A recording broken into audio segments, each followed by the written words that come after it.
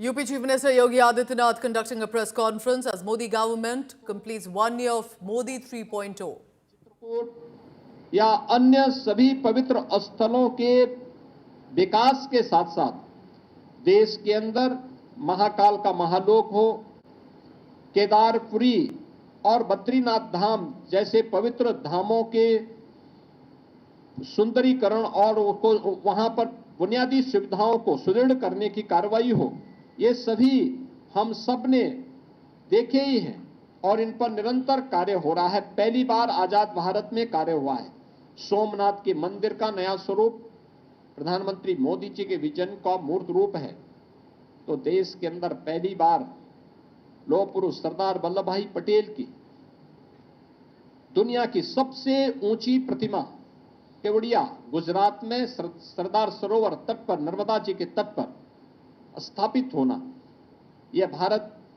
की विरासत के प्रति सम्मान का।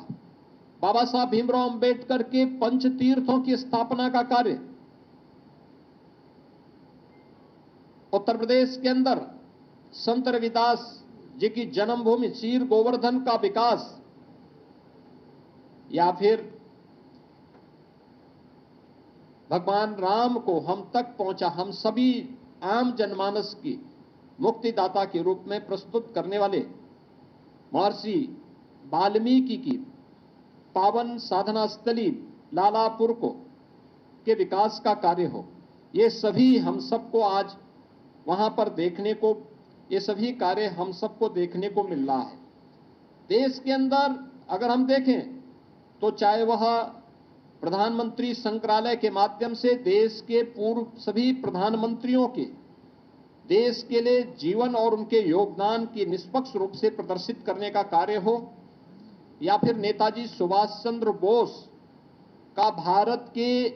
स्वतंत्रता आंदोलन में किए गए योगदान के प्रति कृतज्ञता ज्ञापित करने का कार्य इंडिया गेट के पास उनकी भव्य प्रतिमा के अनावरण के माध्यम से, या जलियांवाला बाग परिसर के पुनरुद्धार के कार्य हो, ये सभी इस बात का उल्लेख करते हैं कि प्रधानमंत्री मोदी जी ने विरासत को विकास के साथ जोड़ने का जो कार्य किया वह हम सबके सामने है। 15 नवंबर की तिथि जनजातीय गौरव दिवस के रूप में भगवान बिरसा मुंडा की जयंती के रूप में मनाया जाए, इसके लिए उनके जनजातीय विरासत को हम संरक्षित करने का कार्य म्यूजियम के माध्यम से भी प्रस्तुत करें। लोक माता अहिल्याबाई की 300वीं जयंती का कार्यक्रम पूरे भारत अखिल भारतीय स्तर पर लोक माता की दूरदर्शिता के अनुरूप हम लोग आयोजित करें। ये कार्यक्रम जिस भव्यता के साथ हुए हैं, ये सभी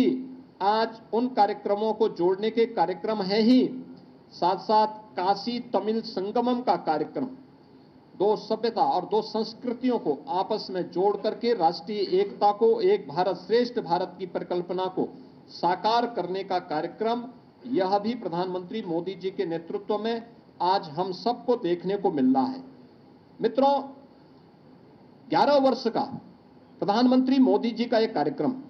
हमने इस बात को बहुत स्पष्टता के साथ हम आज महसूस करते हैं कि 11 वर्ष का एक कार्यक्रम हम सब के लिए तकनीक से, मोदी जी का जो स्पष्ट कहना था कि जहां तकनीक है वहीं तरक्की है, और जीवन के प्रत्येक क्षेत्र में उन्होंने इसको महत्व दिया है। जहां भाजपा की सरकार है वहीं गरीब कल्याण भी है। आपने देखा होगा भारतीय जनता पार्टी की जहां सरकारें हैं, मोदी जी का स्पष्ट कहना है और उन चीजों को हमने वहां देखा है। शासन अब केवल हम शासन में बैठे इस आधार पर हम केवल अपना अधिकार जताएं नहीं, शासन सेवा का माध्यम बनेगा। सरकार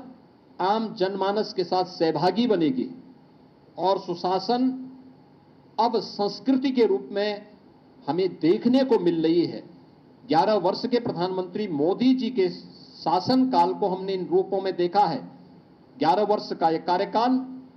सेवा को संकल्प के रूप में, सुशासन को संस्कृति के रूप में और सुरक्षा को सर्वोच्च प्राथमिकता